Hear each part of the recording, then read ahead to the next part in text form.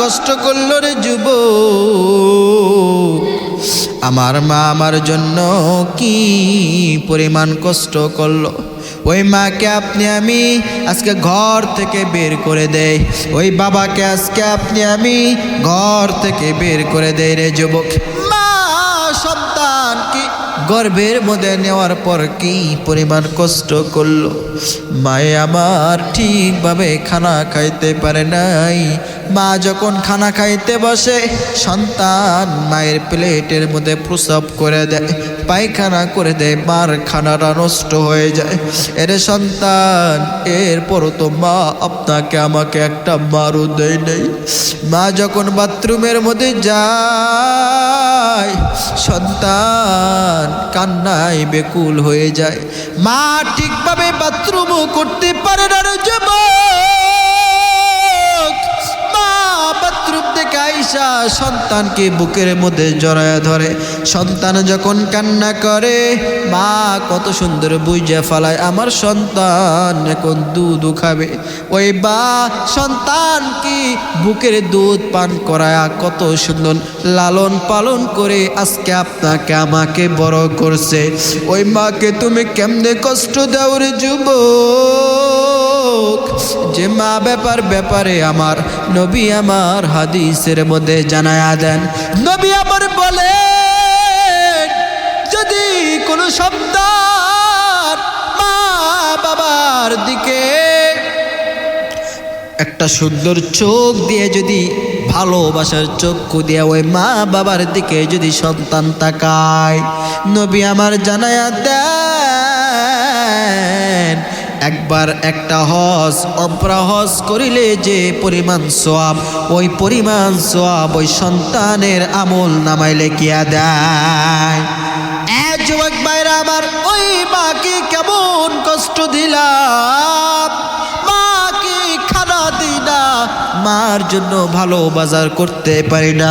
ঈদের দিন সন্তানের জন্য মা না খেয়ে খেয়ে থাকে। এর নবীর উম্মতের দল, এর নবীর উম্মত, ও যুবকরা একটু ভালো করে শুনে নাও। সন্তান বাহিরের মধ্যে কাজকর্ম করে, মা বাড়িতে থাকে, মা সন্তানের অপেক্ষায় থাকে। সন্তান আজকে যদি আমার কাছে থাকতো, সন্তানকে নিয়ে আমি খানা খাইতে পারতাম।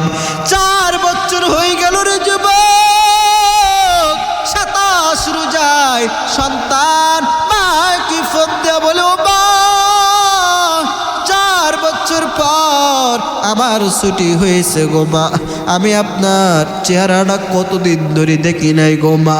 ও মা, আমি বাড়িতে যাব, আজকের মধ্যে আমি ফ্লাইটে উঠিয়া, প্লেনের মধ্যে উঠিয়া আমি বাংলাদেশ এয়ারপোর্টে যাব। এরপর গো মা, আমি সেহরির আগে আমি আপনার কাছে পৌঁছায় যাইতে পারি গো মা, আমার জন্য দোয়া করবেন, আমি যেন সুন্দরভাবে যেন আমি বাড়িতে যাইতে পারি।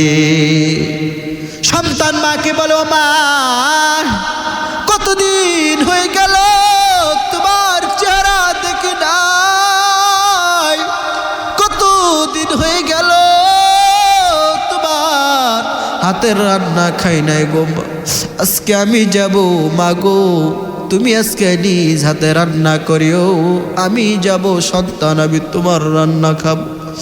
সন্তান মাকে ফোন দিয়ে বলে, ও মা একটু বলো আজ কতদিন পরে বাড়িতে যাইতেছি, ও মা তোমার জন্য আমি সন্তান কি নিয়ে যাব, ও মা তোমার কি পছন্দ বলো, ও মা আমি সন্তানের কাছে মা গো যা চাইবা আমি সন্তান তাই তোমার জন্য নিয়ে যাব। মা ডাক দিয়ে বলে, রে সন্তান তুই আজকে আমাকে ফোন দিয়েছ, তুই যখন বলেছ তুই বাড়িতে যখন আসবি আমি মায়ের মনটা ভরে গেছে। এরে সন্তান তুই যখন আমাকে মা বলে ডাক দিয়েছ, সন্তান রে তোর মা ডাক শোনার জন্য আমি মা কতক্ষণ অপেক্ষা করে থাকি জানো রে সন্তান। তুই তুই আজকেও আমারে মা বলে ডাক দিয়েছো। তুই যখন আমাকে মা বলছো রে সন্তান, আমার কলিজাটা কেমন যেন ঠান্ডা হয়ে গেল, আমার কলিজাটা কেমন যেন দিলটা নরম হয়ে গেল। এরে সন্তান, তুই আমাকে মা বলে ডাক দিয়েছো, এর ডাক এত মধুর, আমি মায়ের কাছে লেগেছে রে সন্তান। আমি তোর শুধু ডাকটাই শুনতে চাই, আমি মা তুই সন্তানের কাছে, আমি তোর কাছে কিছু চাই না। মা কেমন একটা দামি জিনিস, ভালো করে বয়ারটা দিলের কানটা লাগায় সন্ধে যুবক। মা বলে ওরে সন্তান, তুই তো বাড়িতে আসবি, সাবধানে চলে আইসো, কারণ ঈদের আগে রাস্তাঘাটের মধ্যে অনেক জ্যামজট রয়েছে। এইদিকে বাপ যখন ফোনের মধ্যে বলল, সন্তান ফোন কেটে দিল। মা তার স্বামীর কাছে গিয়ে বলে, ও স্বামী আমার, কই তুমি আমার কাছে আসো। স্বামী ডাক দেয়া বলে, ও বিবি আমার, কেন জানি তুমি আজকে এত তোমার মনটা খুশি খুশি লাগতেছে, কারণটা কি? মা ডাক দেয়া বলে, ও স্বামী আমার, সন্তানকে আমি আজকে 4 বছর ধরে দেখি নাই, আমার সন্তান আজকে রাত্রেবেলা চলে আসবে। আমার সন্তান বলেছে ঈদের আগে ছুটি পেয়েছে, যে সন্তানের অপেক্ষায় আমি মা 4টা বছর ধরেছিলাম, সন্তান আজকে আসবে, সন্তান আজকে আমার হাতের রান্না খাবে, সন্তান কতদিন পর আসবে। আমি মায়ের মনটা অনেক খুশি ধন্য হয়ে গেছে। ও স্বামী আমার, আমি মা এই জন্য খুশি এত। ও স্বামী আমার, আর দেরি কইরেন না। এইদিকে স্বামী বেচারাও অনেক খুশি হয়ে গেছে।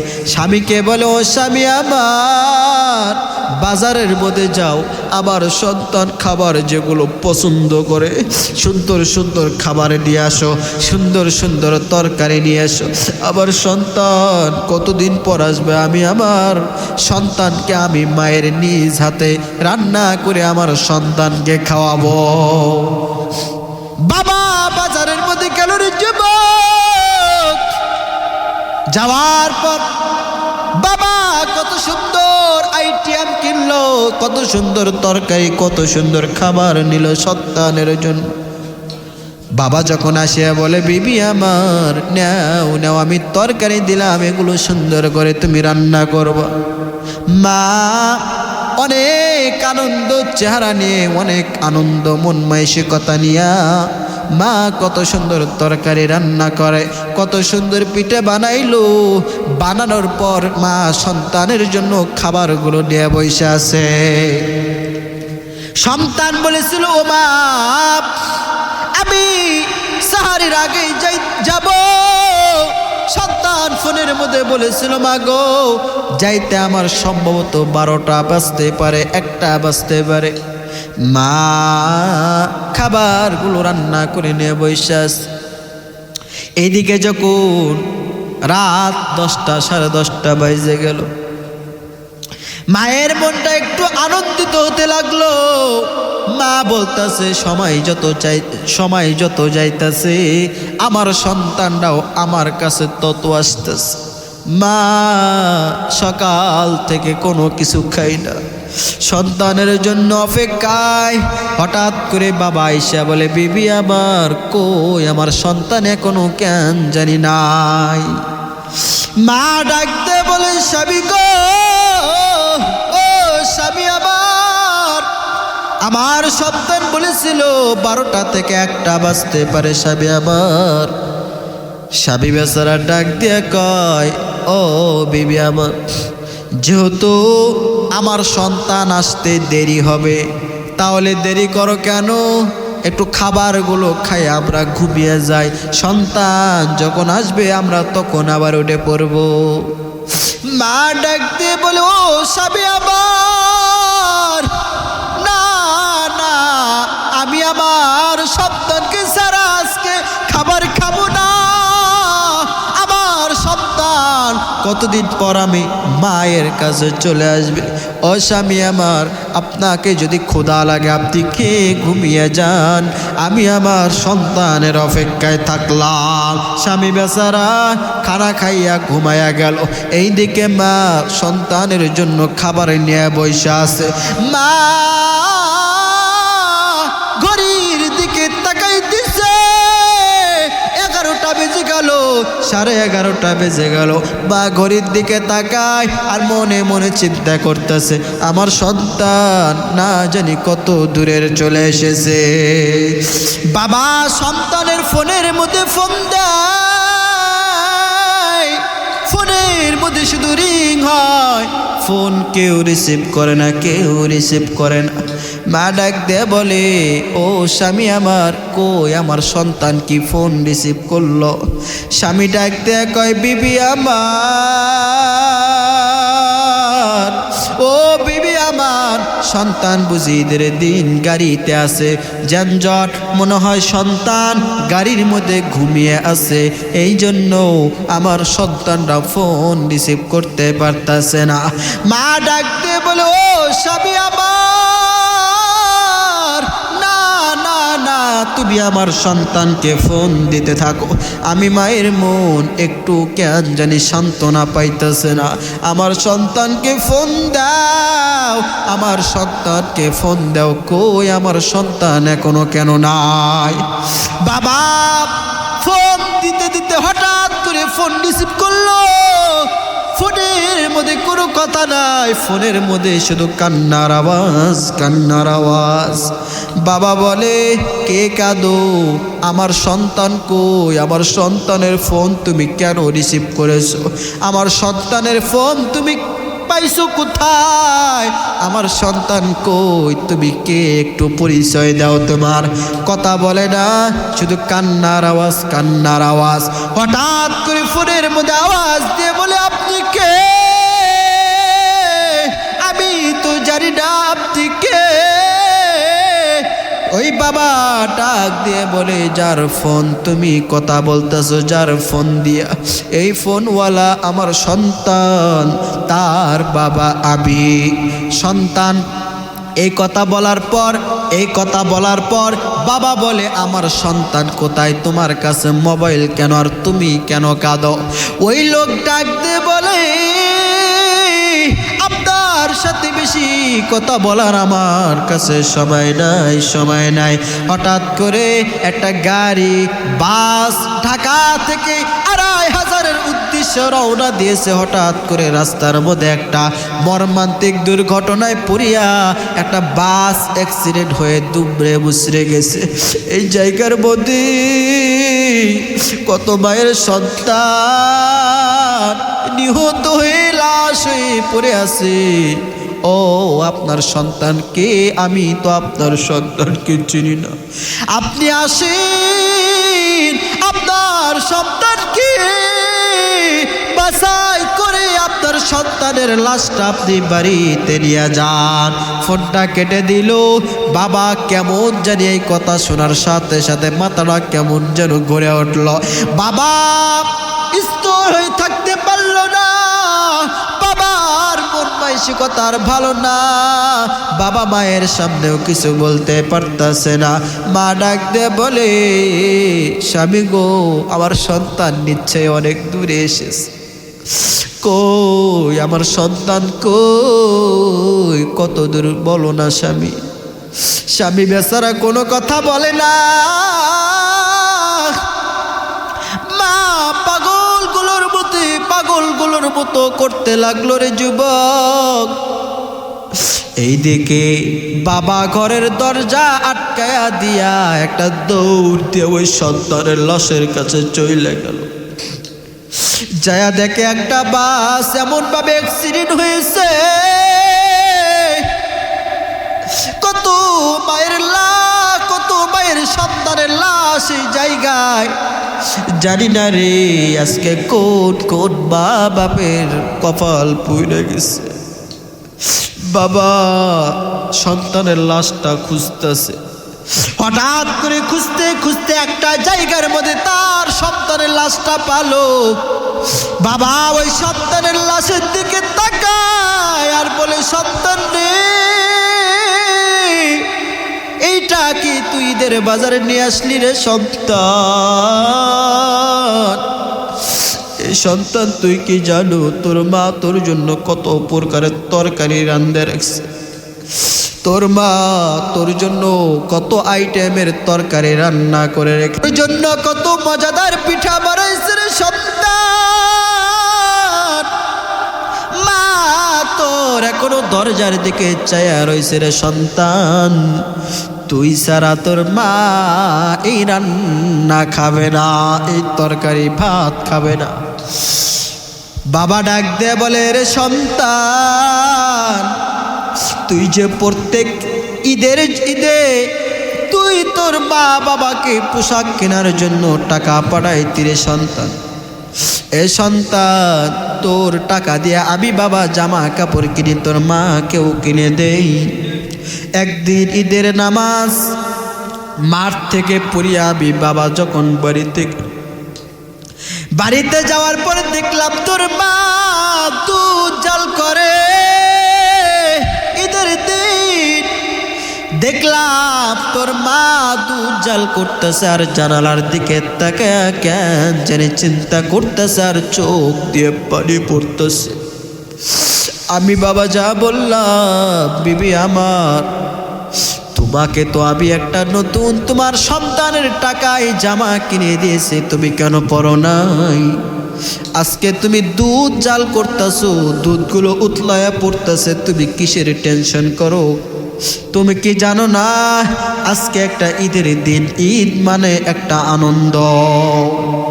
দুনিয়ার সব মানুষগুলো আজকে আনন্দ,